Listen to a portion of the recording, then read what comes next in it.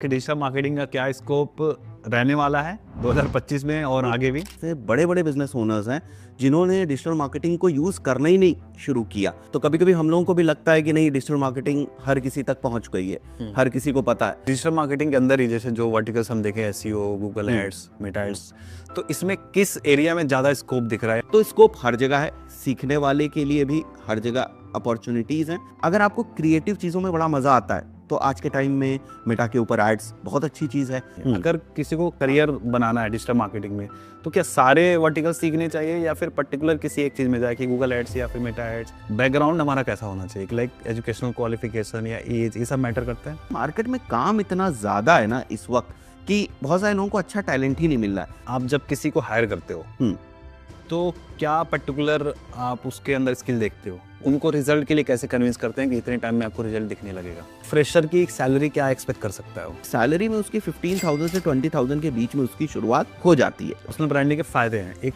आपको नुकसान भी कुछ नजर आता है? जैसे मान के चलिए कि मेरी पर्सनल ब्रांडिंग है, लोग मुझे जानते हैं, मैंने कोई प्रोडक्ट बनाया और मार्केट में उतारा और फेल हो गया। टेक बंदर ने पहले क्लोथिंग ब्रांड अपना लॉन्च करा था, अभी फिर उसने एक वॉच लॉन्च करा है, तो वॉच वाले पे काफ़ी लोगों ने नेगेटिव कमेंट्स करे हैं। शॉर्टकट के चक्कर में मत पड़े। पैसा बनता है ऐसा नहीं है, हर चीज से पैसा बनता है और लोगों ने बनाया है।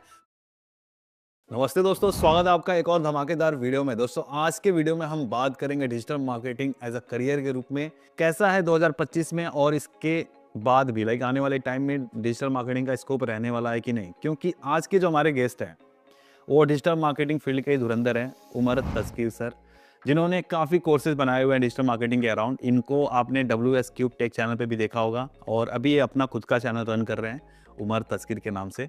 स्वागत है उमर सर हमारे। Thank you so much Satish. कैसे हैं आप? All good. तो सबसे पहला ही क्वेश्चन ये रहेगा कि डिजिटल मार्केटिंग का क्या स्कोप रहने वाला है 2025 में और आगे भी? बिल्कुल रहने वाला है। देखिए 2025 में भी रहेगा और उसके बाद भी रहेगा।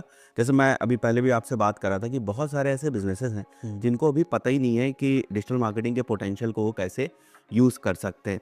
अब जनरली क्योंकि हम लोग बहुत सारी कोचिंग इंस्टीट्यूट्स वगैरह के साथ काम करते हैं, तो मैं बहुत सारे ऐसे कोचिंग इंस्टीट्यूट्स के ओनर से मिलता रहता हूँ जो करोड़ों का बिजनेस ऑफलाइन कर रहे हैं। बहुत सारे स्टूडेंट्स हैं, बहुत मेहनत कर रहे हैं, बहुत अच्छी पकड़ है उनकी ऑफलाइन इंडस्ट्री के अंदर। बट जब हम उनसे ऑनलाइन का डिस्कशन करते हैं कि सर आपकी वेबसाइट जो है वो अभी CRO के हिसाब से नहीं है, क्या उसके ऊपर ट्रैफिक आ रहा है या नहीं आ रहा है, या कभी आपने कोई एड्स रन किए, कुछ पता ही नहीं है उनको। तो अभी अगर आप इस नज़रिए से देखेंगे, बहुत सारे ऐसे बड़े बड़े बिजनेस ओनर्स हैं जिन्होंने डिजिटल मार्केटिंग को यूज़ करना ही नहीं शुरू किया। तो मैं तो बहुत सारे ऐसे लोगों से मिलता हूँ ना रोज़ जो डिजिटल मार्केटिंग से ही रिलेटेड है। तो कभी कभी हम लोगों को भी लगता है कि नहीं, डिजिटल मार्केटिंग हर किसी तक पहुँच गई है, हर किसी को पता है। लेकिन जब ऐसे बिजनेस ओनर से मिलते हैं तो पता चलता है कि नहीं, अभी भी मार्केट में बहुत गैप है। और जो इंडिया में पेनिट्रेशन डिजिटल मार्केटिंग का होना चाहिए, सीखने वालों के पॉइंट ऑफ व्यू से भी और जो लोग काम करना चाहते हैं डिजिटल मार्केटिंग के थ्रू उनके पॉइंट ऑफ व्यू से, तो वो पेनिट्रेशन अभी नहीं है। तो स्कोप तो डेफिनेटली 100% है। ये तो हो गया कि डिजिटल मार्केटिंग का स्कोप है कि नहीं। अगर digital marketing as a career हम बात करते हैं तो जैसे बहुत सारे लोग इसके कोर्सेज भी करते हैं डिजिटल मार्केटिंग के, तो अभी एज अ करियर के रूप में हम इसको देख सकते हैं? हाँ बिल्कुल देख सकते हैं। आप अगर देखें आज लिंक्डइन पे जाकर भी अगर आप देखें तो बहुत सारी कंपनीज की वैकेंसीज निकलती हैं कि भाई उनको डिजिटल मार्केटिंग मैनेजर की ज़रूरत है, या डिजिटल मार्केटिंग एग्जीक्यूटिव की ज़रूरत है, या डिजिटल मार्केटिंग के अंदर ही गूगल एड्स एक्सपर्ट की ज़रूरत है, फेसबुक एड्स एक्सपर्ट की ज़रूरत है। तो बिल्कुल करियर अपॉर्चुनिटी हो सकती है, आप अच्छी सैलरी पा सकते हैं। इसी वजह से कोर्सेज इसके इतने ज़्यादा पॉपुलर हैं और रोज़ नए कोर्सेज आ रहे हैं, कोर्सेज इवॉल्व भी हो रहे हैं। मतलब हम लोग तो तब से देख रहे हैं 2015-14 के आसपास से हम लोग कोर्सेज जो है वो क्रिएट कर रहे हैं, लोगों को डिजिटल मार्केटिंग सिखा रहे हैं। तब में और अब में हमने बहुत फ़र्क देखा है। सीखने वालों के माइंडसेट में बहुत ज़्यादा इम्प्रूवमेंट जो है हमने देखा है कि किस तरीके से वो और ज़्यादा इवॉल्व होना चाहते हैं, कैसे और नई स्किल्स सीखना चाहते हैं। तो हर जगह स्कोप है। अगर डिजिटल मार्केटिंग के अंदर ही जैसे जो वर्टिकल्स हम देखें, SEO, Google ads, Meta ads, तो इसमें किस एरिया में ज़्यादा स्कोप दिख रहा है, या ज़्यादा वैसा मतलब उस फील्ड में हम पढ़ाई करें या उस फील्ड के बारे में ज़्यादा जानने की कोशिश करें कि इसका स्कोप है? ऐसे कौन से एरियाज हैं? देखिए ये डिपेंड करता है एक तो इंटरेस्ट के ऊपर, और दूसरी चीज़ डिपेंड करता है बिजनेस के ऊपर। बहुत सारे लोग ये सोचते हैं कि नहीं, हमारे बिजनेस के लिए एसईओ है, या बहुत सारे लोग ऐसे सोचते हैं कि हमारे बिजनेस के लिए परफॉर्मेंस मार्केटिंग है। बट ये डिपेंड करता है कि अभी आपका बिजनेस किस तरीके का है और किस स्टेज के ऊपर है। ऐसा नहीं हो सकता कि आपने आज एक ई-कॉमर्स की वेबसाइट जो है वो बनाई और अभी आपने प्रोडक्ट मार्केट फिट भी जो है वो टेस्ट नहीं किया हुआ है, प्रोडक्ट्स बस आपने अपलोड किए और आप सोच रहे हैं आज मैं एसईओ कर दूं ई कॉमर्स वेबसाइट का और उससे जो हमारे पास सेल आने लगेगी। देखो एसईओ आप करेंगे, कुछ ना कुछ रिजल्ट्स आएंगे, ट्रैफिक आएगा और हो सकता है कन्वर्जन भी आए, बट कितना टाइम लग जाएगा? 6 महीने का जो टाइम है वो लग जाएगा। तो अब क्या 6 महीने तक आप इंतज़ार करेंगे? नहीं, वो एक ठीक चीज़ नहीं है ना। आप नई प्रोडक्ट लेकर आएँ तो आप चाहेंगे कि एक बार क्विकली मार्केट में हम प्रोडक्ट लेकर जाएँ ताकि मुझे पता तो चले कि लोगों का फीडबैक क्या है, रिस्पॉन्स कैसा है, लोग उसको ले भी रहे हैं नहीं। तो वहाँ परफॉर्मेंस मार्केटिंग जो है वो बहुत अच्छी तरीके से काम में आएगी। वहीं पर अगर आपके पास टाइम है कि ठीक है मैं परफॉर्मेंस मार्केटिंग भी कर रहा हूँ, लेकिन क्योंकि आपने रिसर्च करी कि जो मेरा प्रोडक्ट है या जो मेरी सर्विसेज है, मैं दोनों लेके चल रहा हूँ, प्रोडक्ट है या सर्विस, उसका सर्च वॉल्यूम बहुत अच्छा है, तो कल को आप उसका जो ऑर्गेनिक ट्रैफिक का पोटेंशियल है उसको भी आप मिस नहीं करना चाहोगे। तो तैयारी आप बहुत ही शुरुआत से करने लगोगे। मैं थोड़ा बहुत जो एसईओ है वो करना शुरू करूँ। कॉम्पिटिटर रिसर्च आप करोगे कि भाई ये हमारे कॉम्पिटिटर, इनके पास ऑर्गेनिक ट्रैफिक 50,000 का आ रहा है तो मेरे पास क्यों नहीं आ रहा है? और 50,000 का जो ट्रैफिक आ रहा है अगर उनके मान के चलते 500 पेजेस से आ रहा है तो क्या वो 500 पेजेस हमने बनाए हैं? हमारे पास अगर पेजेस ही नहीं है तो ट्रैफिक कहाँ से आएगा? तो वो सारी चीज़ें अगर आपको कर रही हैं तो फिर आपको एसईओ के ऊपर धीरे धीरे धीरे धीरे जो एफर्ट्स हैं वो करते रहने पड़ेंगे और 6-7 महीने बाद आपको ट्रैफिक दिखने लगेगा। जब ट्रैफिक दिखेगा आपको तो आपको पता चलेगा कि भाई ट्रैफिक से कन्वर्जन कितना हो रहा है। फिर उसके हिसाब से आप अपने एसईओ के स्ट्रैटेजीज को स्केल कर सकते हैं, प्लान कर सकते हैं। एक और चीज़ सतीश मैं बोलूँगा, मतलब जैसे कोई भी बिजनेस है ना, उसकी अगर आप परफॉर्मेंस मार्केटिंग कर रहे हैं, उसके लिए आप एसईओ कर रहे हैं, तो जब आप ये सारे एफर्ट्स कर रहे होते हैं उसके बाद जब रिजल्ट्स आना शुरू होता है तो थोड़ा सा आरओआई पे नज़र रखना बहुत ज़्यादा ज़रूरी होता है किसी भी बिजनेस ओनर्स के लिए। तो जब आप आरओआई देखने लगते हैं कि कौन से एफर्ट से मेरे को कितना रिजल्ट मिल रहा है, उसके बाद आप उस स्पेसिफिक चीज़ को पकड़ के स्केल कर सकते हैं। अब ये सारी चीज़ें जो है वो स्केलेबल है, ऐसा नहीं परफॉर्मेंस मार्केटिंग स्केलेबल नहीं है, बिल्कुल स्केलेबल है, एसईओ भी स्केलेबल है। तो स्कोप हर जगह है, सीखने वाले के लिए भी हर जगह अपॉर्चुनिटीज़ हैं और हर जगह हर लेवल पे अपॉर्चुनिटीज़ हैं। मतलब परफॉर्मेंस मार्केटिंग में भी आप जूनियर लेवल पर एंटर कर सकते हैं जहाँ आप थोड़ा बहुत एड्स वगैरह रन करना जो है वो सीखते हैं। सेकेंड लेवल ये हो गया कि भाई आप स्ट्रैटेजिक अप्रोच में जो है वो पार्टिसिपेट कर रहे हैं, स्ट्रैटेजी कैसे बनेगी। थर्ड लेवल ये हो गया कि अब आप स्केलिंग की तरफ है वो जाने की सोच रहे हैं कि भाई कैसे मैं रेवेन्यू को और बड़ा करूं, भले मेरा प्रॉफिट परसेंटेज कम हो जाए बट ओवरऑल जो रेवेन्यू है मेरा बढ़े। तो परफॉर्मेंस मार्केटिंग में भी अगर आप देखें तो बहुत सारे लेवल्स हैं।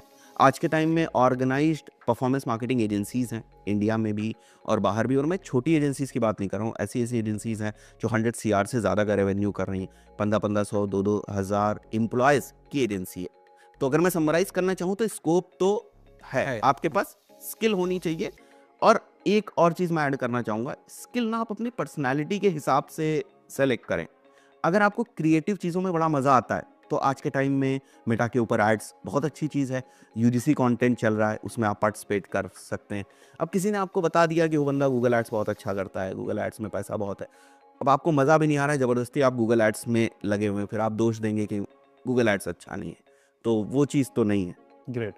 तो ज़्यादातर जो आपने चीज़ें भी बताई हैं बिजनेस पॉइंट ऑफ व्यू से बताई हैं। अगर किसी को करियर के रूप में उन्हें करियर बनाना है डिजिटल मार्केटिंग में, तो क्या सारे वर्टिकल सीखने चाहिए या फिर पर्टिकुलर किसी एक चीज़ में जाए कि गूगल एड्स या फिर मेटा एड्स, क्या चीज़ पे वो ज़्यादा ध्यान दे? देखिए ये बड़ा ही ना मतलब डिबेट वाला टॉपिक है, अलग लोग एक इंसान सारी चीज़ें तो सीख नहीं सकता ना, और मास्टर सब में तो नहीं कर सकता। नहीं कर सकता। मैं उसी पे आ रहा हूँ। देखिए अलग अलग लोग इसको अलग अलग तरीक़ों से बताते हैं। मेरी जो अपनी पर्सनल लाइफ, क्योंकि मैं कम से कम 7-8 सालों से पढ़ा रहा हूँ, हर तरीके का स्टूडेंट मैंने देखा है, हर तरीके के स्टूडेंट को हमने ग्रो होते हुए देखा है। कुछ लोग एंटर करते हैं, कुछ टाइम के बाद मन भर जाता है, बाहर निकल जाते हैं। कुछ लोगों को हमने देखा है जो ज़ीरो से एंटर करते हैं और बहुत अच्छा करियर में है, वो करते हैं। तो इन सब चीज़ों के बेसिस पे अगर मैं एक चीज़ कहना चाहूँगा कि शुरुआत में जब आपको डिजिटल मार्केटिंग में एंटर होना है, तो एक बार आप 1-1.5 महीने ना थोड़ा मेहनत करके व्हाट इज़ डिजिटल मार्केटिंग समझ लीजिए। एसईओ क्या होता है?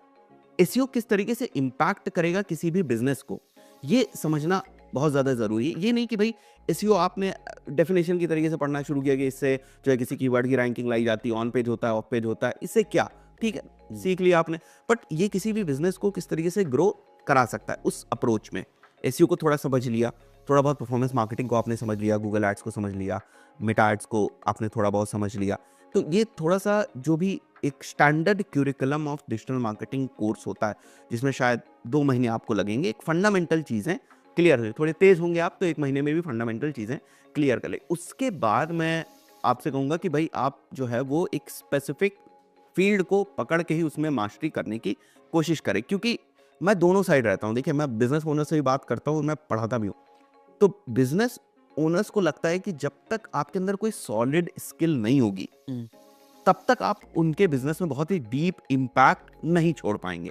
अगर किसी भी बिजनेस में डीप इम्पैक्ट छोड़ना है तो एक तगड़ी स्किल आपके पास होनी चाहिए, और बहुत ज़्यादा स्किल्स के साथ आप बहुत ज़्यादा डीप जो है वो इम्पैक्ट नहीं छोड़ पाएंगे। तो शुरुआत आप नॉलेज के पॉइंट ऑफ व्यू से सभी वर्टिकल्स को समझने की कोशिश करें, उसके बाद आप किसी एक चीज़ में, एक डोमेन में एक्सपर्टाइज करें। ये मेरी राय रहेगी। Great great. और डिजिटल मार्केटिंग में लाइक करियर बनाने के लिए बैकग्राउंड हमारा कैसा होना चाहिए? लाइक एजुकेशनल क्वालिफिकेशन या एज, ये सब मैटर करता है?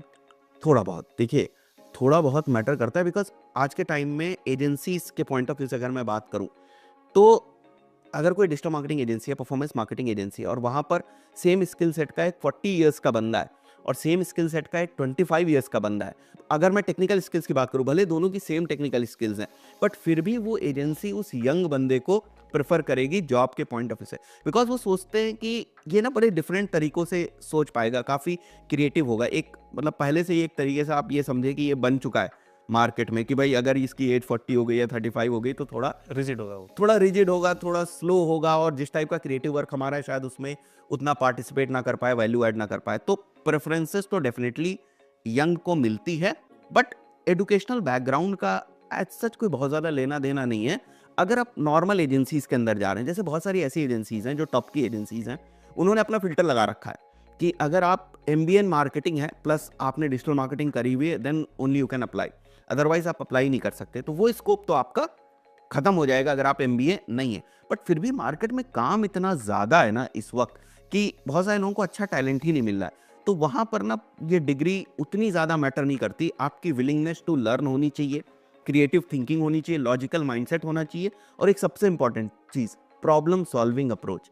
आज जब हम किसी को हायर करते हैं ना, तो हम भी ये समझते हैं जैसे उसको 1 साल का सतीश एक्सपीरियंस है, तो ऐसा नहीं है कि वो कोई बहुत ही वैल्यूबल चीज़ें हमारे यहाँ कर देगा। भाई 1 साल का एक्सपीरियंस है, क्या ही कर लेगा, लेकिन उसकी विलिंगनेस टू लर्न क्या है, कितना सीखना चाहता है, कितना आगे बढ़ना चाहता है, कैसे प्रॉब्लम्स को अप्रोच करता है, ये सारी चीज़ें बहुत ज़्यादा इंपॉर्टेंट होती हैं जो हमारे बिजनेस में वैल्यू ऐड करेंगी। तो डिग्री वाला जो आपका क्वेश्चन था वो कहीं ना कहीं तो सही है, क्योंकि कुछ कंपनीज जो टॉप की कंपनीज है वो एक फिल्टर मारती हैं डिग्री के पॉइंट ऑफ व्यू से, बट इसका मतलब ये नहीं कि आप करियर नहीं शुरुआत कर पाएंगे। बहुत सारी आपको ऐसी अपॉर्चुनिटी मिलेंगी जहाँ पर आप शुरुआत कर सकते हैं डिग्री के पॉइंट ऑफ व्यू से। एज का मैंने आपको बताया कि एज का थोड़ा सा एंट्री करने के लिए एज का कोई बैरियर तो नहीं है ना? नहीं, एंट्री करने के लिए नहीं है, बट जब तक आप वैल्यू ऐड कर पा रहे हैं ना, देखो डिजिटल मार्केटिंग एक ऐसी फील्ड है ना, एक एक्स फैक्टर चाहिए। मतलब सब कुछ टेक्निकली आता है, सब कुछ बढ़िया है, लेकिन फिर भी एजेंसीज, कंपनीज ना वो एक एक्स फैक्टर, एक अलग से फैक्टर ढूंढती हैं कि भाई ये क्या एडिशनल कर सकता है, या इसका स्किल सेट और कैसे वैल्यू ऐड कर सकता है, ये किस तरीके से दूसरों से अलग है। वो एक एक्स फैक्टर होना काफ़ी ज़रूरी। ओके। और जैसा कि मुझे पता है कि लखनऊ में आपकी एजेंसी भी है डिजिटल मार्केटिंग की, तो अभी आप क्या क्या चीज़ें कर रहे हो? मतलब हम मेजरली परफॉर्मेंस मार्केटिंग और SEO ही करते हैं। हाँ। परफॉर्मेंस मार्केटिंग हम ऐसे बिजनेसेस के लिए भी करते हैं जो लीड जनरेशन करते हैं, जैसे कॉलेजेस हमारे पास बहुत हैं, इंस्टीट्यूट्स हमारे पास बहुत हैं, ये हो गए। और D2C ब्रांड्स के लिए भी हम लोग करते हैं, बट D2C के लिए उतना एक्टिवली हम लोग नहीं कर रहे हैं। लीड जनरेशन क्योंकि मेरा पर्सनल बहुत फेवरेट है और मैं शुरुआत से पढ़ाने में हूँ बहुत ही ज़्यादा, तो कोई भी अगर इंस्टीट्यूट का फाउंडर वगैरह मेरे सामने बैठता है तो 99% चांसेस हैं कि वो क्लोज हो जाए, बिकॉज मैं इस इंडस्ट्री को बहुत अच्छे से समझता हूँ। तो लीड जनरेशन वाले क्लाइंट्स उनको क्या स्कोप बताते हैं कि वो कन्वर्ट हो जाते हैं? नहीं, हम पूरा उनको ना एक, आप इसको ऐसे कह सकते हो, मनी मैप हम बना कर दे देते ठीक हैं। है। जैसे फॉर एग्जांपल एक मीडिया प्लान हम उनको बना कर दे देते हैं, और ये कुछ इस तरीके से होता है जैसे उनको अगर 2000 एडमिशन्स करने, मैं केवल एक नंबर में एग्जांपल ले रहा हूँ, अगर उनको 2000 एडमिशन करने तो रिवर्स कैलकुलेशन हम लोग करते हैं कि 2000 एडमिशन अगर आपको करने हैं तो 10% के कन्वर्जन रेट के ऊपर आपके पास कितनी लीड्स आनी चाहिए। तो मान लिया 10% के कन्वर्जन के बेसिस पे 20,000 आपके पास लीड्स आनी चाहिए। अब 20,000 लीड्स अगर आपके पास आएंगे तो 2000 आप एडमिशन कर लेंगे। अब हम ये देखते हैं कि भाई गूगल के ऊपर CPC क्या चल रहा है, वहाँ पर मान लिया CPC चल रहा है हमारा 400 रुपये का या 40 रुपये का एक CPC चल रहा है, तो 10 क्लिक्स पे हमारे 400 रुपये खर्च हो जाएंगे। और ये मान के चल रहे हैं कि क्लिक्स टू लीड का अगर परसेंटेज 10% है तो 400 रुपये की हमारे पास एक लीड आएगी।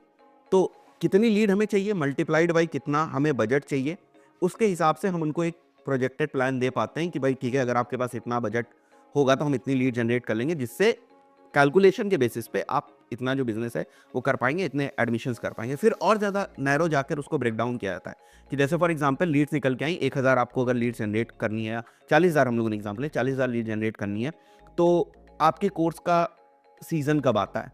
ठीक है, मान लिया जो इंजीनियरिंग कोई कॉलेज है उसमें एडमिशन अगर जुलाई में होते हैं और आप मेरे पास आओ दिसंबर में कि नहीं मेरे को तो 40,000 लीड चाहिए, तो नहीं पॉसिबल है ना, वो टाइम ही नहीं है। तो फिर ये मोटे प्लान को छोटे प्लान में ब्रेक डाउन किया जाता है कि भाई 40,000 अगर आपको लीड चाहिए तो भाई हम मई में इतनी लीड जनरेट कर लेंगे, जून मंथ में हम इतनी लीड जनरेट कर लेंगे, बट मई से पहले अप्रैल में भी हमें टेस्टिंग करनी होगी थोड़ी बहुत, तो वो एक बफर टाइम वगैरह लेकर हम लोग चलते हैं।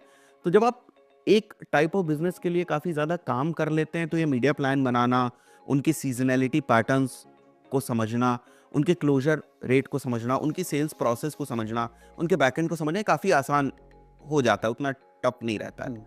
तो ये तो बेनिफिट मिलता ही है। इसी एग्जांपल से मैं एक चीज़ पूछना चाहूँगा, जैसे मान के चलिए आपके पास अलग अलग कॉलेजेस हैं, तो अब जो टारगेट करते रहोगे तो ज़्यादातर वैसे स्टूडेंट्स होंगे ना जो आगे एडमिशन लेना चाहते हैं, तो सारे कॉलेजेस के लिए तो फिर सेम टाइप की ही टारगेट ऑडियंस हो गई। नहीं, ऐसे में लीड्स मिलना ईजी तो होता नहीं होगा फिर। नहीं देखिए, जैसे हम कॉलेजेस की बात करें या हम इंस्टीट्यूट्स की बात करें, तो जैसे अगर हम किसी ऐसे इंस्टीट्यूट के साथ काम कर रहे हैं जो आईआईटी की प्रिपरेशन कराता है, तो फिर हम दूसरे उस टाइप के इंस्टीट्यूट के साथ काम नहीं करें। बिकॉज देखिए, मेरी साइड रह के अगर आप सोचेंगे एज एन एजेंसी पैसा कब बनाती है? जब आप हैविली स्पेंड करते हैं एज अ बिजनेस। मतलब अगर हमारा प्राइसिंग मॉडल है, किसी भी एजेंसी का प्राइसिंग मॉडल परफॉर्मेंस मार्केटिंग के रिगार्ड्स में आप देखें तो जनरली होता है 10% ऑफ मीडिया बाइंग। तो फॉर एग्जाम्पल अगर कोई बिजनेस 10 लाख का एड स्पेंड कर रहा है, 80% होता है, मैंने सुना था 20% होता है। देख 20% तब होता है जब आप जैसे फॉर एग्जाम्पल उनके लिए क्रिएटिव्स भी बना रहे हैं या कुछ और चीज़ें कर रहे हैं, तो 20% भी होता है। और ये डिपेंड करता है कि आपके किस तरीके से इनपुट्स हैं। जब हम गूगल एड्स में बात करते हैं, देखिए गूगल एड्स में जनरली हम लोग को सर्च एड्स रन करने होते हैं, वहाँ क्रिएटिव वर्क बहुत ज़्यादा नहीं होता है, तो हम लोग जनरली 10% प्लस जीएसटी जो है वो चार्ज करते हैं। तो हम 1 लाख प्लस जीएसटी अगर हम चार्ज करेंगे उनका, अगर 10 लाख का एड स्पेंड है, तो हमारा फोकस ये होता है कि हम नई सेम टाइप की ब्रांड को ऑनबोर्ड करने के बजाय हम उसी ब्रांड को स्केल करें, सो दैट हमारा जो करंट क्लाइंट है उसका एड स्पेंड बढ़े, वो बिजनेस बड़ा करे और हमारी भी इनवॉइसिंग बड़ी हो। हर एजेंसी ओनर यही चाहता है। और इंस्टीट्यूट्स में बहुत सारे डिफरेंट टाइप्स के कोर्सेज के इंस्टीट्यूट्स हैं, तो कभी वो प्रॉब्लम नहीं आती है। मतलब अगर हम एज एन एजेंसी काम कर रहे हैं तो हमें कोशिश करना है कि सेम टाइप के क्लाइंट्स ना हो, नहीं देखना है। देखो इसमें भी कॉन्फ्लिक्ट है। कॉन्फ्लिक्ट ये है कि अगर मान लिया आपकी कोई एजेंसी है, ठीक है, और आपके पास कोई क्लाइंट आया इंस्टीट्यूट का, पता है वो क्या कहता है? वो कहता है आपसे ऑनबोर्ड, आपसे ऑनबोर्ड होने से पहले कहता है कि आपने कोई हमारे जैसे क्लाइंट के साथ काम किया हो तो आप अपना पोर्टफोलियो दिखाइए। और उसके बाद जब ऑनबोर्ड हो जाता है तो कहता है देखिए आप हमारे कॉम्पिटिटर के साथ काम मत करिएगा। तो अब इसमें कुछ आप नहीं कर सकते, बट इसमें आपको इस चीज़ का ध्यान रखना है कि किसी की भी डेटा शेयर ना हो। पर आप इनकी रिसोर्सेज उनके साथ शेयर करें, उनकी रिसोर्सेज इनके साथ शेयर करें, वो ना हो। हम लोग नहीं करते हैं ऑनबोर्ड। हम लोग तभी ऑनबोर्ड करते हैं जब अगर सेम टाइप के कोर्सेज दोनों कर रहे हैं, बट दोनों के जो लोकेशन है वो डिफरेंट हो। जैसे एक कॉलेज आगरा में है, एक कॉलेज दिल्ली में है, तो या एक इंस्टीट्यूट दिल्ली में है, एक इंस्टीट्यूट मुंबई के अंदर, तो हमें प्रॉब्लम नहीं होती है। दूसरी बात, जो हमारी प्रोसेस है ना इंस्टीट्यूट्स के साथ काम करने की या किसी भी बिजनेस के साथ काम करने की, वो प्रोसेस डिफाइंड है। तो जब हम प्रोसेस बिजनेस के साथ डिस्कस करते हैं तो उसको समझ में आ जाता है क्या काम करने जा रहे हैं हमारे लिए। उसको इस बात से फर्क नहीं पड़ता है कि इसने मेरे ही जैसे बिजनेस के साथ काम किया नहीं, और अगर किया भी है सतीश तो फर्क नहीं पड़ता है, बिकॉज हर बिजनेस की अपनी यूएसपी अलग होती है, हर बिजनेस की अपनी ब्रांडिंग अलग होती है, सेट ऑफ ऑडियंस भी अलग होगी, थोड़ी सी सेट ऑफ ऑडियंस भी अलग होगी। और ज़रूरी नहीं है कि एक बिजनेस के ऊपर जो मैंने स्ट्रैटेजीज लगाई, सेम डिट्टो स्ट्रैटेजीज अगर मैं दूसरे बिजनेस के ऊपर लगाऊं सेम निश में तो काम कर जाए। अब उसने अपना सोशल मीडिया कैसे मैनेज कर रखा है, उसकी पहले से जो अथॉरिटी है वो कैसे बनी। अभी हम लोग एक रियल एस्टेट क्लाइंट के साथ काम कर रहे थे। अब हमें नहीं पता था कि उस रियल एस्टेट क्लाइंट का एक पुराना जो प्रोजेक्ट है वो ख़राब हो चुका है, मतलब मार्केट में उनकी रेपुटेशन बहुत ख़राब हो गई थी। वो चीज़ हम लोगों ने चेक नहीं करी, एक तरीके से बैकग्राउंड चेक में हमसे मिस हो गई। और क्योंकि उसी टाइप के प्रोजेक्ट के लिए हम लोगों ने पहले लीड जनरेशन करी थी, उसी एरिया के अंदर, तो हम बहुत कॉन्फिडेंट थे कि हम इस तरीके से आपके लिए लीड जनरेट कर देंगे और क्लोजर्स भी आ जाएंगे। बट इसका बिल्कुल उल्टा हुआ, वहाँ पर परफॉर्मेंस नहीं आई। बाद में पता चला कि पिछला प्रोजेक्ट जो उनका खराब हो गया था इतना ज़्यादा, उसकी वजह से नहीं आई। तो सेम हमने वही स्ट्रैटेजीज लगाई जो एक सक्सेसफुल प्रोजेक्ट के लिए पहले हम लोगों ने लगाई थी, बट उस सिनेरियो में वो काम नहीं किया बिकॉज आपने अपनी ब्रांड पहले से थोड़ी सी गड़बड़ कर रखी है। पहले जो प्रोजेक्ट उन्होंने शायद डिलीवर नहीं किया है, जो भी उनकी मार्केट की रेपुटेशन है वो थोड़ी सी खराब हुई थी। तो ये चीज़ रहती है उसमें। एज एन एजेंसी आपसे 2 क्वेश्चन पूछूंगा। सबसे पहला है कि आप जब किसी को हायर करते हो तो क्या पर्टिकुलर आप उसके अंदर स्किल देखते हो एम्प्लॉयज़ के पॉइंट ऑफ व्यू से? देखिए, सबसे पहले तो हम लोग ये देखते हैं कि जो मैंने अभी आपको बताया भी, विलिंगनेस टू लर्न। बिकॉज आप जो सीख के आ रहे हो ना, वो शायद हमारे लिए बहुत ज़्यादा इनफ ना हो। तो अगर आपको कुछ नया सिखाया जा रहा है या सीखने की अपॉर्चुनिटी दी जा रही है, तो आप सीखना चाहते हो या नहीं सीखना चाहते हो। आप बहुत ज़्यादा रिजिड ना हो कि मैंने इतना सीखा है, बस इसी से रिलेटेड मैं काम करूंगा। That is one thing. Second, आजकल हम बहुत ज़्यादा ना कल्चरल फिट जो है वो चेक करने लगे। कल्चरल फिट का सीधा सा हमारा जो पर्पज़ है वो ये है कि जो टॉप मैनेजमेंट का जो विजन है, या जो मेरा विजन, जहाँ मैं 2 साल में, 5 साल में, 6 साल में पहुँचना चाहता हूँ, क्या मेरे जो एम्प्लॉयज़ हैं उससे कनेक्ट कर रहे हैं या नहीं। मतलब सारी एनर्जी ना एक ही डायरेक्शन में होनी चाहिए सतीश। मैं एनर्जी एक दूसरी डायरेक्शन में लगा रहा हूँ, टीम एनर्जी दूसरी डायरेक्शन में लगा रही है, तो कभी भी डिज़ायर्ड रिजल्ट्स आपको नहीं मिलेंगे। तो ये 2 चीज़ें तो बहुत ही ज़्यादा इंपॉर्टेंट होती हैं। Apart from that, third level पर हम उसका स्किल सेट जो है वो चेक करते हैं कि अगर हम गूगल एड्स के पॉइंट ऑफ व्यू से इसको हायर कर रहे हैं तो कितनी नॉलेज है इसको गूगल एड्स की। दूसरी बात, हर एक प्रोजेक्ट डिजिटल मार्केटिंग में सतीश नए चैलेंजेस को लेकर आता है। तो शायद जो प्रॉब्लम उसने कभी फेस ना करी हो पहले गूगल एड्स के अंदर, वो हमारे यहाँ उसको प्रॉब्लम फेस करने को मिल जाए। बट क्या वो उसको सॉल्व कर पाएगा या नहीं, जो मैंने आपको बताया, प्रॉब्लम सॉल्विंग की स्किल्स या जो विलिंगनेस टू लर्न होती है, वैसा ना हो कि उससे समझे उमर सर को गूगल एड्स आता है तो उमर सर के पास हर बार लैपटॉप लेके खड़े हुए, ठीक है। मतलब पहले खुद से गूगल करे, खुद से पूरे हुए, जब ना हो पाए तब हमारे पास। तो ये चीज़ें बहुत जेनेरिक हैं। लोग ये समझते हैं कि शायद कोई हैक्स कंपनी सोचती होगी कि इसको पता हो, या वो सब चीज़ें हम लोग नहीं देखते। हमें समझ में आ जाता है कि किसके साथ हमें काम करना है। दूसरा जो मेरा क्वेश्चन है कि जब आप क्लाइंट ऑनबोर्ड करते हो तो आपका नेक्स्ट प्रोसेस क्या होता है? ऑनबोर्ड करने के बाद उनको कैसे आप फिगर आउट करते हो कि इनके लिए मुझे ये चीज़ें करनी है, एक्शन प्लान कैसे बनाते हो? हाँ, देखिए, इसकी भी एक प्रोसेस है। ऑनबोर्डिंग के बाद हमें सबसे पहले उनका बिजनेस समझना होता है। कुछ इंपॉर्टेंट मेट्रिक होती है जो हम समझते हैं। जैसे अगर D2C के पॉइंट ऑफ व्यू से हम बात करें तो एक मेट्रिक बहुत इंपॉर्टेंट है कि आप कितने रोएस पे प्रॉफिटेबल हो जाते हैं। अगर हमें यही नहीं पता होगा कि आप कितने रोएस पे प्रॉफिटेबल हो जाते हैं, क्या आपका नो प्रॉफिट नो लॉस का रोएस है, तो प्रॉब्लम होगी हम क्या टारगेट रखेंगे। फिर हम लोग एड्स रन करना शुरू करते हैं और देखते हैं कि भाई वो रिजल्ट से कितना दूर हैं। फिर उसके बाद नेक्स्ट प्लानिंग जो है वो करी जाती है कि भाई ठीक है, अभी इनके जो नो प्रॉफिट नो लॉस का रोएस था वो 3 का था, हमने जो किया 1 महीने जो हमने एड्स रन किए उससे हम 2.5 तक पहुंच गए, तो हम अब क्या कर सकते हैं जिससे हम 3 के रोएस पे पहुंच जाएं। तो इस टाइप की बेसिक कुछ चीज़ें जो है वो हम लोग स्टार्टिंग में कर लेते हैं। KPI बिल्कुल क्लियर कर देते हैं सतीश शुरुआत में। KPI बोले तो मतलब की परफॉर्मिंग इंडिकेटर्स जो है कि फॉर एग्जांपल हम आपके लिए लीड्स जनरेट करेंगे, तो will be generating the leads, और उसमें भी 40%, 50% या 60% क्वालिटी लीड्स आएंगी बेस्ड ऑन द किस प्लेटफॉर्म के ऊपर जा रहे हैं। अब फॉर एग्जांपल कोई पर्सन आता है, कहता है सर हमें लीड्स जनरेट करनी थी, हम लोग लीड जनरेशन के कैंपेस के लीड जनरेट हुए। उसके बाद वो कहने लगे कि नहीं हमारी ब्रांडिंग तो हुई नहीं। तो लीड जनरेशन के लिए दूसरी स्ट्रैटेजीज है, ब्रांडिंग के लिए दूसरी स्ट्रैटेजीज हैं। कुछ लोगों को पता ही नहीं होता है कि करना क्या है। जैसे बहुत सारी ब्रांड्स आती हैं हमारे पास, कहती हैं सर हम तो चाहते हैं कि हमारा बिजनेस बढ़े, लीड्स खूब सारी जनरेट हो, बिजनेस बढ़े, और उसके बाद हमारी बहुत ज़्यादा जो है वो ब्रांड अवेयरनेस हो जाए। तो मैं वहीं रोकता हूँ कि पहले क्लियर कर लो ब्रांड अवेयरनेस करनी है या लीड जनरेशन करना है। तो ये सारी चीज़ें ना बहुत इंपॉर्टेंट होती हैं। दोनों के लिए अलग अलग है। बिल्कुल बिल्कुल अलग है। देखिए, अगर आप ब्रांड अवेयरनेस कर रहे हो तो आप लीड जनरेशन या लीड्स को मेट्रिक नहीं मान सकते। भाई आप रोड पे निकलते हो सतीश, BMW की आपको होर्डिंग लगी हुई दिखती है, क्या BMW ने वो होर्डिंग लीड जनरेट करने के लिए लगाई? नहीं ना, अवेयरनेस के लिए। उसको जरूरत ही नहीं है लीड जनरेशन करने के पॉइंट ऑफ व्यू। तो ये बहुत जरूरी है कि हम फाउंडर को बहुत ज्यादा क्लियर कर दें शुरुआत में। कुछ फाउंडर्स बहुत स्मार्ट होते हैं, पहले से सारी चीजें क्लियर होती, कुछ को हम कुछ गाइड करते हैं तो उनको क्लियरिटी जो है वो आती है, और फिर उसके साथ हम जो काम है वो आगे बढ़ाते हैं। उनको रिजल्ट के लिए कैसे कन्विंस करते हैं कि इतने टाइम में आपको रिजल्ट दिखने लगेगा? नहीं, कुछ चीज़ों में तो हम मीडिया प्लान बनाते हैं, जैसे बहुत सिंपल सी कैलकुलेशन है कि भाई गूगल एड्स के ऊपर सीपीसी क्या आ रही है, 10% का कन्वर्जन क्लिक पे मान लिया तो इतनी लीड्स आ जाएंगी, लीड्स टू बिजनेस का कन्वर्जन माना तो इतने % आपके पास क्लोजर्स हो जाएंगे, एक एओवी जो है आपकी वो इतने की है तो इतना आप रेवेन्यू कर लोगे इतने अमाउंट पे। तो ये प्रोजेक्टेड हम दे पाते हैं, एक तरीके से भविष्यवाणी नहीं कर पाते कि इतना हो ही जाएगा, और आपको ही पता है काफ़ी मुश्किल चीज़ है। बट जो भी हम प्रोजेक्शन देते हैं that is only based on the data.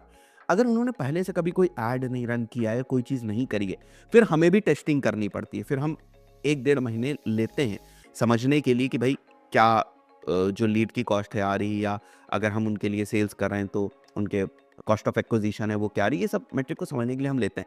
अगर कोई ब्रांड पहले से कुछ करके आ रही है तो हमारी आंखें चमक जाती है। मतलब मान के चलते आपने कोई प्रोडक्ट बनाया, लेट्स से ये फ़ोन बनाया, और आप मेरे पास आते हो कहते हो उमर जी ये हम ना अपनी शॉपिफाई की वेबसाइट से 50 प्रोडक्ट रोज के बेच रहे हैं, हमें बड़ी खुशी होती है, बिकॉज मुझे पता है ना आप प्रोडक्ट मार्केट फिट जो है वो चेक करके आए हो। अब मैं ये नहीं कह सकता कि सतीश ये फ़ोन ही बेकार है या मार्केट में चलेगा नहीं, या आप प्रूव करके आए हो, तो वहाँ हम बहुत विलिंग होते हैं कि हम इस प्रोजेक्ट को लें, बिकॉज इसने एक प्रॉब्लम सॉल्व कर दी, प्रोडक्ट मार्केट फिट की। अब जो भी इसकी स्ट्रैटेजी थोड़ी बहुत चेंज करनी हम चेंज करेंगे, हो सकता है कैंपेन स्ट्रक्चर में गड़बड़ी कर रहा हो, ये कर रहा हो, तो हम फिर इसको फ्यूचर में जो है वो स्केल कर पाएंगे। तो ये अलग अलग प्रोसीजर्स, अलग अलग तरीके, अलग अलग टाइप के क्लाइंट्स के ऊपर यूज करते हैं, इसीलिए परफॉर्मेंस मार्केटिंग ना काफी कस्टमाइज्ड एक सर्विस है, ये चीज है। और कन्विंस करने का जो आपका पहला क्वेश्चन था, बेसिकली कन्विंस नहीं करना होता है कि हम आपके लिए कर ही देंगे। देखिए वहां पर ना फिर फाउंडर भी काफी वो हो जाता है कि भाई ठीक है आपने तो कहा था इतना आ जाएगा, बट आप समझिए ना उसके पीछे कोई मैथ्स होनी चाहिए ना। अब जैसे एसईओ से आप रिलेट कर पाएंगे काफी हद तक, बिकॉज आपने बहुत काम किया है। अब जैसे कोई फाउंडर हमारे पास आता है, वो कहता है मेरे को 1 लाख का ट्रैफिक चाहिए वेबसाइट के ऊपर, और मान के चलते हैं ट्रैवल एजेंसी है लखनऊ की लोकल। अब मैंने उसका सर्च वॉल्यूम देखा कीवर्ड्स का, जिसके बेसिस पर उसने पेज बनाए हुए हैं। अब कीवर्ड का सर्च वॉल्यूम है उसका, लेट्स से ट्रैवल एजेंसी इन लखनऊ का 10,000, कैसे 5 लाख का ट्रैफिक आ जाएगा? पॉसिबल ही नहीं। हम चलो ब्लॉग लिख देंगे, बट एक मैथ्स तो होनी चाहिए कि जो फिर कुछ जेनरिक कीवर्ड पे लिख दिया तो नहीं, जनरिक पे तो क्यों लिखे, रिजल्ट नहीं आएगा, रिजल्ट नहीं लीड नहीं आएगा। आएगा। तो ये रिसर्च का पार्ट है कि उसके बिजनेस से रिलेटेड कितना कंटेंट डालेंगे, उसका सर्च वॉल्यूम कितना होगा। सर्च वॉल्यूम का एक परसेंटेज मान लें कि भाई जितना आपके कीवर्ड का सर्च वॉल्यूम होगा उसका इतना % ट्रैफिक आपकी वेबसाइट पे आ जाएगा अगर आप टॉप 5 में रैंक करोगे। अब अगर आप मेरे से पूछते हो नहीं उमर जी आप ये कैसे कह सकते हो कि किसी भी कीवर्ड का सर्च वॉल्यूम अगर 5,000 है तो उसका 10% ट्रैफिक जो है वेबसाइट पे आ जाएगा अगर आप टॉप 5 में रैंक करते हो, ये किस बेसिस पे आप कह रहे हो? तो हम सर्च कंसोल लिखा देते हैं उसको, अपने पुराने वाले किसी भी क्लाइंट का कोई भी केस स्टडी का, देखो भाई यहाँ पर जो टॉप 3 में कीवर्ड्स रैंक कर रहे हैं इनको अगर आप देखोगे तो इनके सर्च वॉल्यूम का 10% ट्रैफिक आ रहा है। तो बेस्ड ऑन दैट डेटा हम उसको एक प्रोजेक्शन देते हैं। मैं अक्सर कहता हूँ प्रोजेक्शन देते हैं, प्रिडिक्शन नहीं करते हैं। प्रिडिक्शन तो वो ऑक्टोपस बाबा करते थे, है ना? तो डेटा बेसिस पे बनाया जा सकता है सतीश, 100% नहीं, 70-80% बनाया जा सकता है, और डेटा के बेसिस पे ही बनाना चाहिए, तभी आप सेफ एंड सिक्योर हैं। अगर आपने हवाबाजी बता दिया मुझे लगता है या ऐसा हो जाएगा, विच मीन्स दैट आप ही नहीं श्योर हो, और अच्छा फाउंडर आपके साथ काम नहीं करेगा। मैं अक्सर ही कहता हूँ, जैसे फॉर एग्जाम्पल लोग कहते हैं ना हाई टिकट क्लाइंट चाहिए, हाई टिकट क्लाइंट चाहिए। अभी उन्होंने अपनी फ्रीलांसिंग भी ठीक तरीके से नहीं करी होती है और कहते हैं हमें हाई टिकट क्लाइंट चाहिए। मैं प्रॉब्लम बताता हूँ, जैसे मान के चलते कोई D2C ब्रांड है, वो 50 लाख का रेवेन्यू कर रही है, ठीक है, वही हाई टिकट हुआ, और तब तुम चाहते हो कि उसके जैसा क्लाइंट तुम्हारे पास आए या वो तुमको अप्रोच करे या तुम उसको अप्रोच कर पाओ। तो अगर वो 50 लाख का रेवेन्यू कर रहा है तो मीडिया बाइंग में मान के चलते 5 का रोएस पकड़ लेते हैं, मैं बहुत ही हाइयर रोएस पकड़ रहा हूँ, 5 का रोएस बहुत तगड़ा रोएस होता है, तो 5 का रोएस पकड़ लेते हैं, इसका मतलब एड्स में वो 10 लाख रुपए सतीश खर्च कर रहा है। जो आदमी एड्स में 10 लाख रुपए पर मंथ खर्च कर रहा होगा उसको आप ऐसे ही बना दोगे या उसको इतनी आसानी से आप समझा दोगे?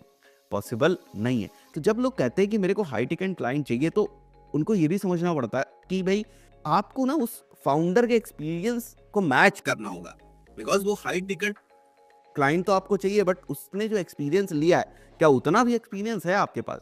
2 मिनट में जज कर लेगा कि आप कितने पानी में हो। हम लोग को पता है ना ये सारी चीजें, हम लोग रोज फाउंडर से बात करते हैं, डिस्कवरी कॉल्स में बैठते हैं, सब पता चल जाता है 2 मिनट में।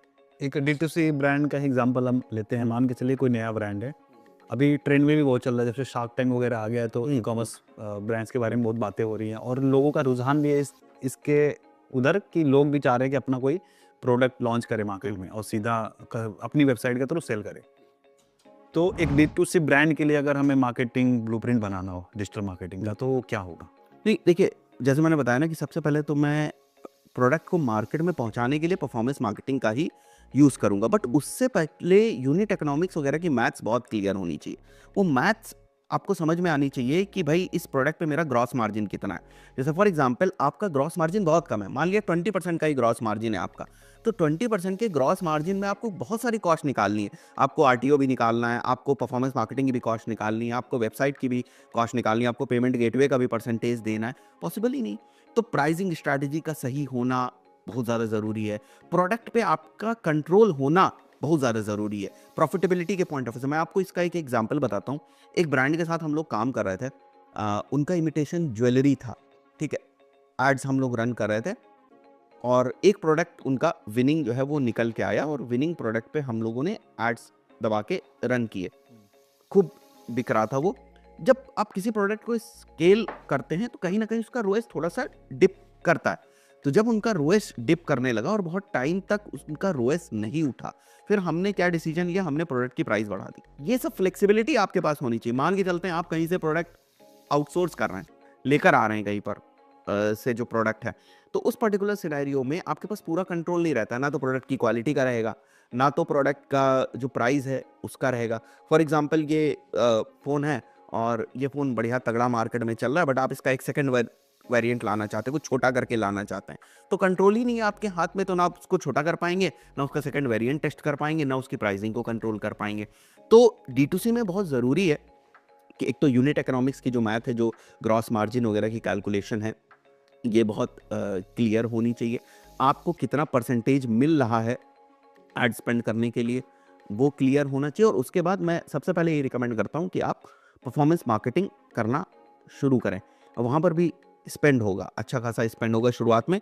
तो शुरुआत में बहुत ज़्यादा प्रॉफिट नहीं बनता है। और जो लोग नई D2C ब्रांड्स बनाने की सोचते हैं ना, इतना आसान भी नहीं। D2C is really difficult. आपको ही पता है घर में फाउंडर कितना परसेंटेज लेकर जाता है, बहुत कम परसेंटेज लेकर। एग्जाम्पल के लिए अगर कोई ₹1000 के आसपास का प्रोडक्ट है हाँ, तो ग्रॉस मार्जिन कितना होना चाहिए कि हम उसको मैं 60-70% मान के चलता हूँ। ओके मतलब तीन- ₹1000 का अगर प्रोडक्ट अगर आपका 1000 रुपीज़ का प्रोडक्ट है जो MRP सेल कर रहे हैं आप हाँ। अगर वेबसाइट पे, तो उसमें ना आपकी जो है वो 60-70% की ग्रॉस मार्जिन होनी चाहिए। तभी होनी जाके चाहिए। वो बहुत cost सारे लोग निकल पाएगा। हाँ, बहुत सारे लोग ये भी बोलते हैं उमर जी ऑफलाइन में तो ये सस्ता बिक रहा है। देखिए ऑफलाइन का जो आप बोलो ना उसकी सप्लाई चेन वो अलग है। ऑफलाइन के खर्चे अलग हैं, ऑनलाइन की सप्लाई चेन अलग है, ऑनलाइन के कॉम्पिटिशन्स अलग हैं, ऑनलाइन के खर्चे अलग हैं। तो जो लोग ये सोचते हैं कि नहीं ऑफलाइन में ये प्रोडक्ट 100 रुपये का बिक रहा है, हम ऑनलाइन में भी 100 का बेचेंगे, ऐसा नहीं है। आप उस पे 60-70% का ग्रॉस मार्जिन करना ही पड़ेगा आपको, वरना प्रॉफिटेबल नहीं हो क्योंकि सकता। ऑनलाइन में खर्चे तो ऐसे ही बढ़ जाते हैं, वेबसाइट का खर्चा बढ़ जाएगा, ये डिलीवरी का खर्चा बढ़ जाता है, रिटर्न का खर्चा बढ़ जाता है, फिर वो जो पैकेजिंग वगैरह ये सब का खर्चा और बढ़ कॉस्ट फ्लक्चुएट करती रहती है ना, मतलब जैसे एड्स अगर आप रन कर रहे जाता हो, है, वो भी इधर उधर होगा। हाँ, उसकी भी कॉस्ट फ्लक्चुएट होगी। तो कुछ भी बहुत ज़्यादा फिक्स्ड नहीं है, तो वो बीच में आपको मार्जिन चाहिए। पता चला थोड़ा सा प्राइस ऊपर गया आप लॉस में चले गए, थोड़ा सा प्राइस नीचे आया प्रॉफिट में आ गए, तो इतना क्लोज में दिक्कत होती है। अगर कोई लड़का मतलब कोई जो पर्सन है जो डिजिटल मार्केटिंग का कोर्स करके आता है तो फ्रेशर की सैलरी क्या एक्सपेक्ट कर सकता है वो? देखिए डिपेंड करता है कितना उसने सीखा है, प्लस जहाँ पर वो अप्लाई कर रहा है क्या वहाँ पर उसका जो अभी का स्किल सेट है उसकी ज़रूरत है। जैसे मैं आपको बताऊँ बहुत सारे लोग जिनको एसईओ में इंटरेस्ट ही नहीं है, उनका फेसबुक अच्छा है लेकिन वो अप्लाई कर रहे हैं एसईओ की पोजीशन के लिए। या बहुत सारे लोगों को मैंने ऐसे देखा है कि किसी भी कंपनी में जाकर अप्लाई करते हैं, ये नहीं समझते कि क्या उस कंपनी को आपकी ज़रूरत है या नहीं है। अगर कंपनी को ज़रूरत है तो कई बार ना कंपनी ठीक-ठाक कॉस्ट पे भी आपको ले लेगी। अगर कंपनी की ज़रूरत नहीं है तो आपका स्किल सेट कितना भी अच्छा हो सकता है आपको ठीक-ठाक कॉस्ट पे ना ले।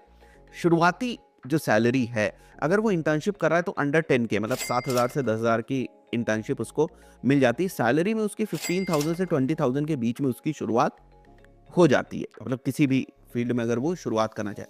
बट इसमें भी क्लॉज़ है कि उसको कुछ आना चाहिए। ये अगर उसके स्किल सेट फिट आ रहे हैं उस वैकेंसी पे हाँ, तो इतना हम एक्सपेक्ट कर सकते हैं। बिल्कुल, बिल्कुल एक्सपेक्ट कर सकते हैं, बट मतलब ऐसा ना हो कि उसको लगा मैंने एक डिजिटल मार्केटिंग कोर्स किया, मैं सर्टिफिकेट जहाँ भी परोसूंगा जाके मेरे को जॉब मिल जाएगी, क्योंकि पॉडकास्ट पे बोला जा रहा है कि 15 से 20 हज़ार के बीच की जॉब मिल जाएगी। ऐसा नहीं, मतलब बहुत सारे लोग सेम ही इंस्टीट्यूट से, सेम ही ट्रेनर से बहुत सारी चीज़ें पढ़ते हैं, बट क्या वो हर बंदा उस तरीके से जो चीज़ उसने पढ़ी उसको अप्लाई कर पाता है, या वो स्किल सेट ले पाता है?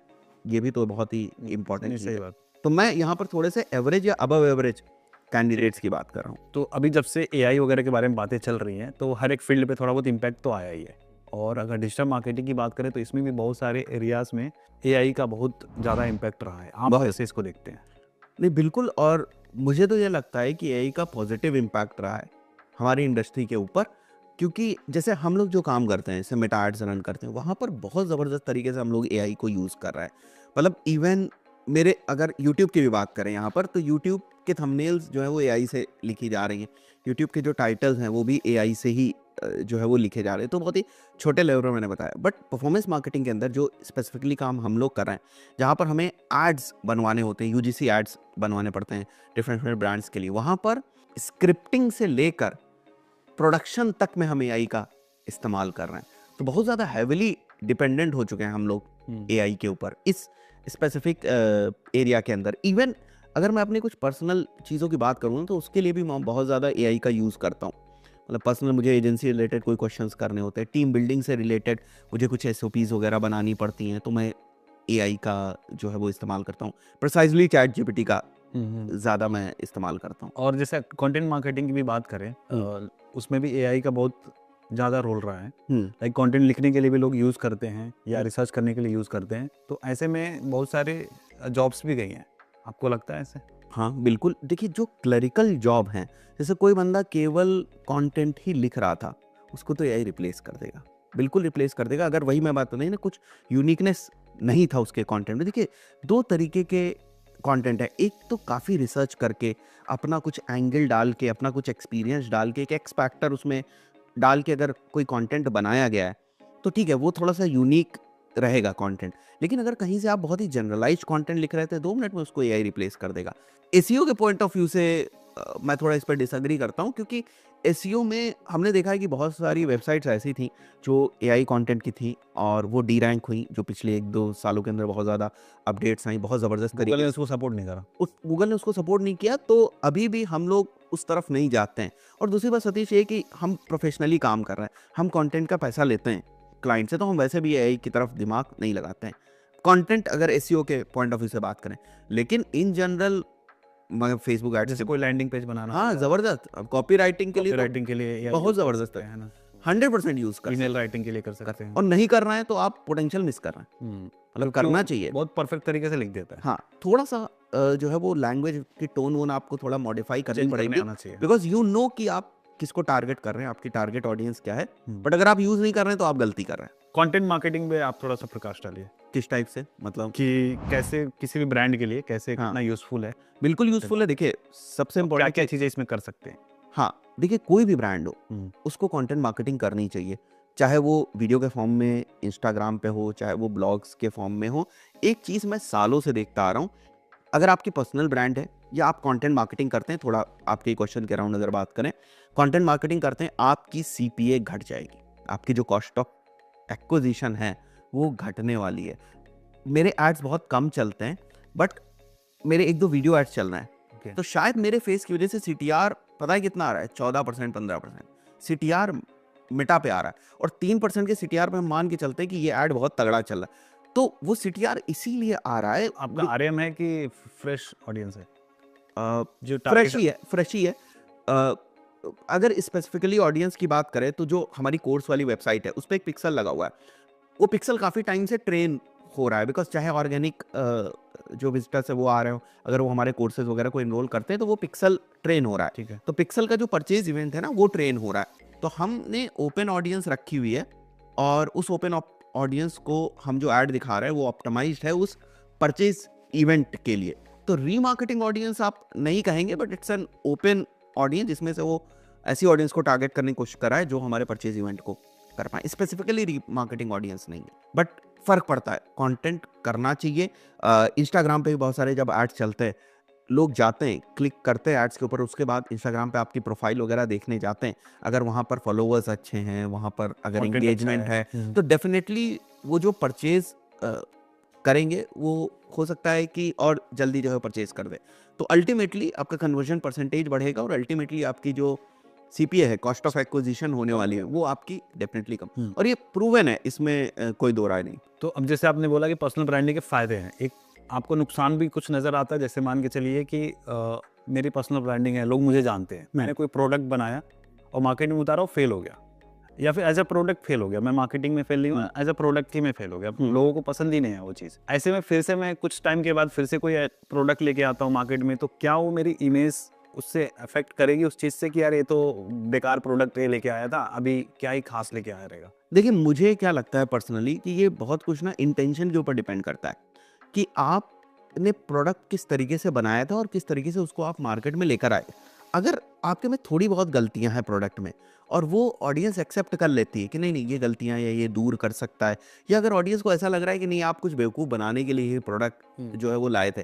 कोर्सेज का एग्जांपल ले लें, मान लिया आपकी पर्सनल ब्रांडिंग बहुत अच्छी है, कल को आप कोई कोर्स ठीक है। लेकर आते हैं मार्केट के अंदर और उसके अंदर वैल्यू नहीं है अगर कोर्स के अंदर, और आपने भर भर के प्रमोट किया कि हम जो है वो ये चीज़ प्रोवाइड करेंगे, ये चीज़ प्रोवाइड करेंगे, वो प्रोडक्ट बैडली फेल होता है, आपकी ऑडियंस का आपसे विश्वास हट जाता जाएगा।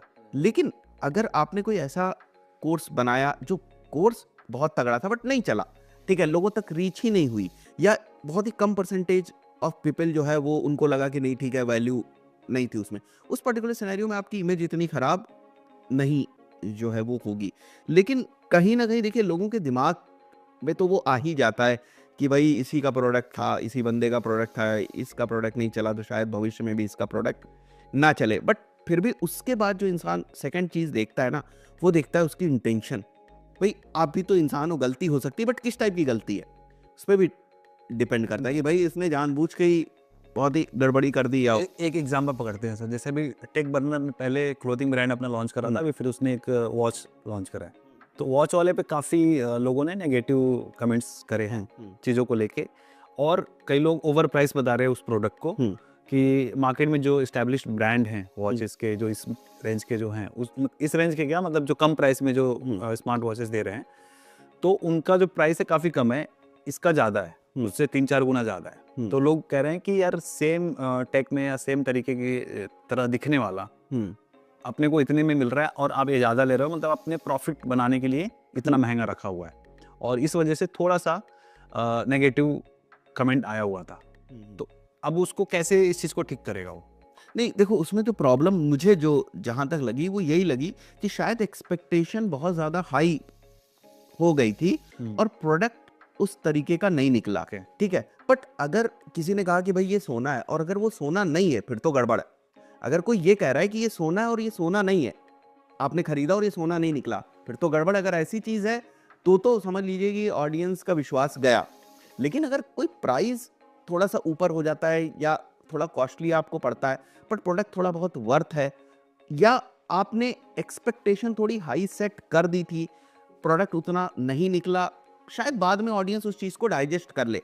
लेकिन अगर कोई चीज़ गड़बड़ निकल गई, आपने कहा ये वही सोने वाली बात, ये सोना है और सोना नहीं है, वो तो गड़बड़ है। तो यहाँ पर देखिए ऐसी चीज़ों में ना ऑडियंस बहुत ज़्यादा फाउंडर से कनेक्टेड होती है पर्सनली। तो अब नेक्स्ट मैसेज तो मुझे लगता है फाउंडर का ही होगा। फाउंडर किस तरीके से सामने आते हैं कि भाई क्या रहा एक्चुअली, क्या प्रॉब्लम रही, कहाँ पर रही, और जो प्रॉब्लम्स रही क्या वो सॉल्व हो सकती हैं, क्या जो वो प्रोडक्ट जा चुका है मार्केट के अंदर, क्या वो जो भी बग्स या प्रॉब्लम्स उसके अंदर आ रही क्या वो सॉल्व हो सकती। अगर सॉल्व हो सकती है तो शायद फाउंडर को वापस लोग एक्सेप्ट कर लेंगे, या वापस अगर वो कोई और बड़ी ब्रांड्स निकालते हैं या कोई दूसरा प्रोडक्ट निकालते हैं तो लोग उसको जो है वो हाथों हाथ लेंगे। तो यहाँ पर क्योंकि देखिए एक ऑडियंस का और फाउंडर का अपना एक रिलेशन होता है, इसमें बहुत ज़्यादा ना मुझे नहीं लगता है पर्सनली कोई मार्केटिंग की ज़रूरत है। क्योंकि अगर मार्केटिंग की ज़रूरत होती तो शायद मार्केटिंग करके ही प्रोडक्ट बिक जाता।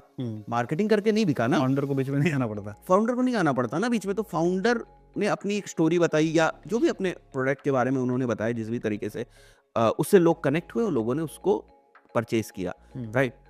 अब अगर उस प्रोडक्ट में कुछ कमियां हैं तो वही अपने जो ऑडियंस को बेहतर समझते हैं, अपने प्रोडक्ट को भी बेहतर समझते हैं, तो उन्हीं को ये क्लेरिफाई करना पड़ेगा कि गलतियां कहाँ पर हुई या कहाँ पर और इम्प्रूवमेंट्स हो सकता है, या ये चीज़ ऐसी नहीं है।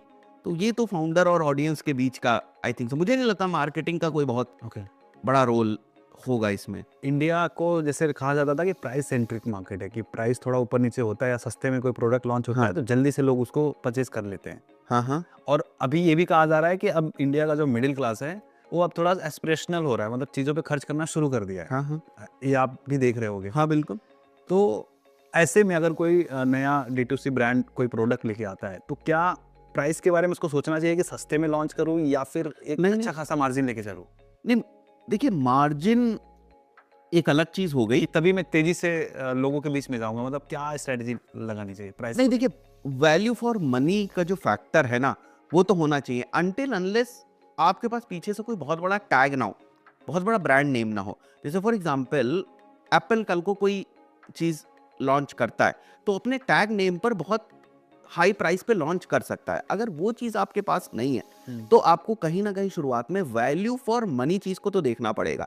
मैं ये नहीं कहता हूं कि आप बहुत ही सस्ता उसको मार्केट में उतार दो या लॉस में आप बहुत ज़्यादा बेचने लगो, बट जिस भी प्राइस पॉइंट पे आप उसको सेल कर रहे हो एटलीस्ट उसकी वैल्यू वो जस्टिफाई हो। कस्टमर के पास जब वो जाए तो उसको लगे ना कि मैंने जो ये प्रोडक्ट लिया हुआ है इसकी वैल्यू जस्टिफाई, तो वो उस नज़रिए से प्राइस को देखना चाहिए। मार्जिन बहुत बढ़ा नहीं सकते आप, बिकॉज लोग फिर समझ जाएंगे कि इसकी वर्थ नहीं है, या कॉम्पिटिटर ही सस्ते मार्जिन बेच देगा, फिर आपकी मार्केट को खत्म। एग्जाम्पल के लिए अभी जो भी क्रिएटर कोई प्रोडक्ट लेके आ रहा है तो 4 टाइम 5 टाइम्स ज़्यादा प्राइस पे लेके आ रहा है बाकी के जो एग्जिस्टिंग प्रोडक्ट्स मार्केट में हैं उनसे। मैंने जो अभी देखा, जैसे एग्जांपल के लिए अभी जैसे गौरव तनेजा हैं, उन्होंने भी घी लॉन्च किया है। इनका जो 1 लीटर का जो है 2380 रुपये का घी है, और मार्केट में आपको जो जैसे कंट्री डिलाइट है और भी जो है मदर डेयरी, ये लोग घी आपको 1000 रुपये के अंदर में ही दे रहे हैं, और इन्होंने अभी नया लॉन्च किया है। इनका कोई घी का तो कोई वो था नहीं कि पुश्तैनी चलता आ रहा हो कि मेरी एक्सपर्टीज थी तो चलो मैंने अभी मेरे पास डिस्ट्रीब्यूशन प्लेटफॉर्म आया तो मैंने लॉन्च कर दिया, बट स्टिल ये इस प्राइस पॉइंट पे भी अच्छा खासा सेल कर रहा है। नहीं, वहाँ तो पर्सनल ब्रांड यूज ही हो रही है ना। और दूसरी बात, उन्होंने तैयारी करी होगी कि अगर उनका प्राइस 1000 ना होके 3000 है तो क्या डिफरेंशिएटर है, वो उनको बताना पड़ेगा ऑडियंस को। शायद वो बता भी रहे होंगे कि क्या डिफरेंशिएटर है, क्या ऐसा है जो हम अलग है ना, वो बताकर ही वो बेच रहे होंगे आई बिलीव। देखिए एग्जांपल के लिए जैसे टेक बंधन ने अभी जो घड़ी लॉन्च किया है, कितने 5-7 हज़ार का है, 7 हज़ार का है। बोट वगैरह 2000 से ही लॉन्च कर, बोट या कौन सा कलर फिट नॉइस, हाँ, उनके 2-3 हज़ार से शुरू हो जाते हैं और काफ़ी अच्छे दिखने वाले होते हैं। चलो इसने 1-2 कुछ फैक्टर ऐड किया होगा कि भाई मेरी गाड़ी 7000 की क्यों होनी चाहिए, उसने कुछ ऐड किया होगा, तो वो मैं देख पा रहा हूँ कि वो कॉन्फिडेंस कैसे आएगा कि हम एक अच्छे प्राइस पॉइंट पे हम उस प्रोडक्ट को लॉन्च करें। नहीं, confidence in the sense man कि ये बिकेगा मार्केट में। जैसे 2300 का भी घी हम 1 लीटर का बेच रहे हैं और उधर कंट्री डिलाइट जैसे एस्टेब्लिश ब्रांड 1000 रुपए के अंदर ही बेच रहे हैं 1 लीटर के। नहीं, डिफरेंशिएटर होगा तो बिकेगा। मार्केट तो इंडिया ही है। नहीं, डिफरेंशिएटर अगर होगा, आप वो गैप देख पा रहे हैं कि भाई जो चीज़ वो नहीं कर पा रहे हैं वो अगर आप कर रहे हैं तो फिर डिफरेंटली बिकेगा वो। बट देखिए, नई ब्रांड के लिए एक एस्टैब्लिश ब्रांड से कॉम्पीट करना मुश्किल तो होता ही है। यही सारे तो वही चैलेंजेस है ना। ये देख रहा हूँ, जैसे मान लीजिए मिस्टर बिस्ट का भी चॉकलेट आता है, फेस्टिवल करके कुछ तो चॉकलेट है ना, बहुत महंगा बिकता है और टेस्ट वही है नॉर्मल जो बाकी के चॉकलेट से वैसे ही, बट वो सिर्फ पर्सनल ब्रांड है उसका, हाँ नाम है, इस वजह से वो ज्यादा महंगा। तो आप बहुत सारी ब्रांड्स में देखेंगे ना जो लग्जरी बैग्स वगैरह की ब्रांड है, इन्होंने तो ओवर द टाइम चीजें बिल्ड करी ना, एस्पिरेशन क्रिएट किया लोगों के माइंड में। हाँ। अभी मैं जैसे थोड़ा फेमस हो गया, मैंने कोई प्रोडक्ट लॉन्च कर दिया, रातों रात लॉन्च कर दिया ना, तो मैंने वो ट्रस्ट या फिर वो जो प्रीमियमनेस नहीं बनाया है, वो तो भी खाली मेरा फेस है। एप्पल ने अपना प्रीमियमनेस टाइम के साथ बनाया है कि हाँ भाई जो मेरे प्रोडक्ट को यूज़ कर रहा है वो भाई वो प्रीमियम चीज़ समझ के यूज़ कर रहा है। ओवर द टाइम चीज़ें बनाई है, सैमसंग ने धीरे धीरे वो चीज़ें लेके आई है। तो ये मेरे कहने का मतलब कि अगर पर्सनल ब्रांडिंग हमारी है तो क्या हम ऐसे प्राइस पॉइंट पे प्रोडक्ट लॉन्च करने का नहीं, बहुत ज़्यादा प्राइस पॉइंट पे नहीं करना चाहिए। फिर भी देखिए, एक बार कर देंगे आप, 2 बार कर देंगे, ठीक है, और केवल आपको अपने जो ऑडियंस है उन्हीं तक तो नहीं सीमित रखना है ना प्रोडक्ट को, उसको बियॉन्ड भी तो जाना है। तो वो मार्केट फिट तो करना ही पड़ेगा। मार्केट फिट तो आपको, तो value for money is the best formula. Okay, वो और इंडिया जहाँ पे प्राइस सेंसिटिव मार्केट है वहाँ पर तो ये चीज़ आपको करनी पड़ेगी कि वैल्यू फॉर मनी वाला एलिमेंट आपको ध्यान रखना पड़ेगा। ओके, चलिए अभी बात करते हैं इन्फ्लुएंसर मार्केटिंग के ऊपर। ये अभी डिजिटल मार्केटिंग का ही पार्ट है। हाँ हाँ। तो इस पे आपका क्या टेक है? क्या आरओआई निकलता है इन्फ्लुएंसर जबरदस्त निकलता है, बट कई बार कुछ लोगों के कंप्लेंट्स भी आ रहे हैं हाँ, मैं बता रहा हूँ ना, बहुत सारे लोग गलत इन्फ्लुएंसर्स को पिक कर लेते हैं ना। आपने बड़े नाम के चक्कर में एक पॉडकास्ट वाले पर्सन को ले लिया और आपका प्रोडक्ट जो है वो किसी भी तरीके से उनकी निश से रिलेटेड नहीं है, कोई मतलब नहीं है। अब आप देखिए, मैं 8 सालों से एसईओ की बात करता हूँ, गूगल एड्स की बात कर रहा हूँ। अगर कोई कीवर्ड रिसर्च का टूल हो और मेरे पास आए तो बहुत ही रिलेवेंट है, मतलब मेरा हर एक वीडियो उस चीज़ के रिलेवेंट है। तो वहीं पर अगर मैं इस पॉइंट ऑफ व्यू से बात करता हूँ कि एक पॉडकास्टर कोई है या पॉडकास्ट करता है, वहाँ पर जो आप प्रोडक्ट अपना प्रमोट करवा रहे हैं, क्या वो उसकी ऑडियंस के रिलेवेंट है या नहीं, तो वहाँ फिर आरओआई नहीं होगा। और जो बड़ा पॉडकास्टर होगा जिसके नंबर्स काफ़ी बड़े होंगे, ऐसे भी उसका प्राइस भी बहुत ज़्यादा होगा, फिर आरओआई मीट नहीं होगा। तो ज़्यादातर केसेस में आपने कंप्लेन जो यही सुनी होगी कि मैं उनके पास भी गया था, उनके पास भी गया था और वहाँ से तो जीरो कुछ नहीं, सेल्स। हाँ, जीरो सेल थी। बट यहीं पर छोटे छोटे इंस्टाग्राम के ऊपर ऐसे सारे कंटेंट क्रिएटर्स हैं जिनके पास अगर आप जाएं, उनके बड़ी लॉयल फैन बेस है, मतलब 15,000 भी लोग हैं, 20,000 भी, छोटे छोटे लोग हैं, बड़े लॉयल फैन बेस है। तो वहाँ से बेसिकली पेनिट्रेशन स्टार्ट होना चाहिए। मतलब bottom to top penetration easy है, टॉप टू बॉटम पेनिट्रेशन थोड़ा सा मुश्किल है। तो आरओआई निकलता है, बिल्कुल निकलता है। तो ऐसे में तो जो बड़े इन्फ्लुएंसर हैं उनके लिए तो खतरा है थोड़ा सा। नहीं, खतरा नहीं है, जनरलाइज्ड ब्रांड्स को जाना चाहिए, या ब्रांड जो अवेयरनेस के स्टेज में वो जा रही है, या ब्रांड के पास पैसा बहुत है। पैसा है, रनवे बड़ा है उनके पास, और अभी कैश बर्निंग स्टेज में वो जा सकते हैं। फंडेड कंपनीज तुरंत थोड़ा सा जो है वो मार्केट में पेनिट्रेट करने के लिए बड़े बड़े पॉडकास्ट वगैरह पे जाती हैं। तो ये स्टेज टू स्टेज डिपेंड करता है ब्रांड किस स्टेज पे। थैंक यू सो मच, बहुत मज़ा आया, काफ़ी कुछ चीज़ें हमने डिस्कस करी। और मैं चाहूँगा अगर आप अपनी तरफ से मेरी ऑडियंस को कुछ आप बताएं, जैसे ज़्यादातर जो मेरी ऑडियंस है ऑनलाइन कुछ करना चाहती है, ऑनलाइन अपना करियर बनाना चाहती है, तो उनके लिए कुछ अगर आप कोई टिप दे पाएँ, कोई सजेस्ट कर देखिए, पाएँ। एक चीज़ मैं कहूँगा कि शॉर्टकट के चक्कर में मत पड़ें।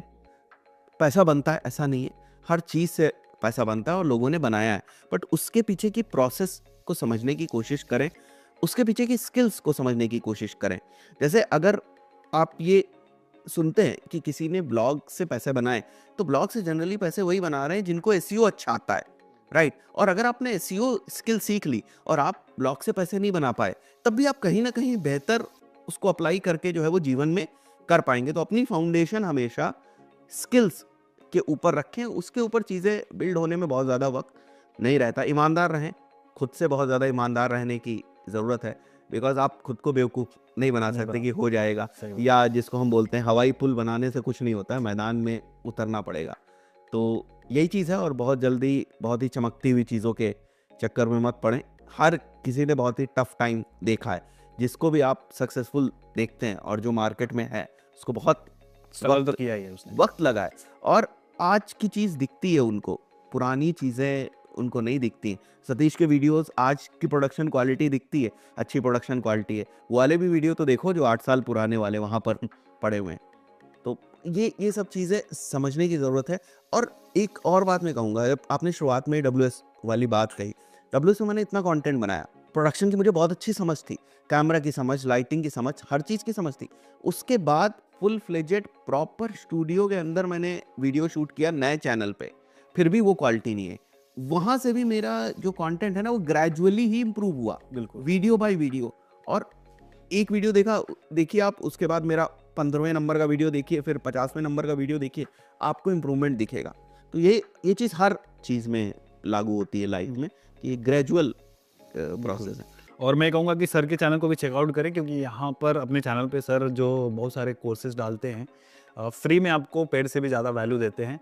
तो आप ज़रूर चेकआउट करें। इनके आप पेड कोर्सेज खरीदे ना खरीदे वो आपके ऊपर है, बट फ्री वाली चीज़ें फ्री वाले सतीश में कहूँगा पेड कोर्सेज बिल्कुल ना खरीदें। हाँ। अगर आप इंटरमीडिएट लेवल पर नहीं है, शुरुआत करना चाहते हैं, इतना कंटेंट हमने यूट्यूब पे ड्रेल मैंने याद रखा है ऑलरेडी। बहुत है। इवन जो आपका पहला वाला जो चैनल लाइक WSQ टेक, वहाँ पे तो मैंने बहुत सारी चीज़ें मैंने खुद अपने चैनल से रिकमेंड किया हुआ है कि आप जाके वहाँ पे देख सकते हो। यहाँ पर भी हमने बहुत, मतलब उस चीज़ का हमने बहुत ध्यान रखा है कि अगर कोई खुद सीखना चाहता है सीख ले, बट वहाँ डेडिकेशन चाहिए।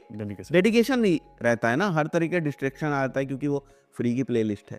Thank you so much. Thank you.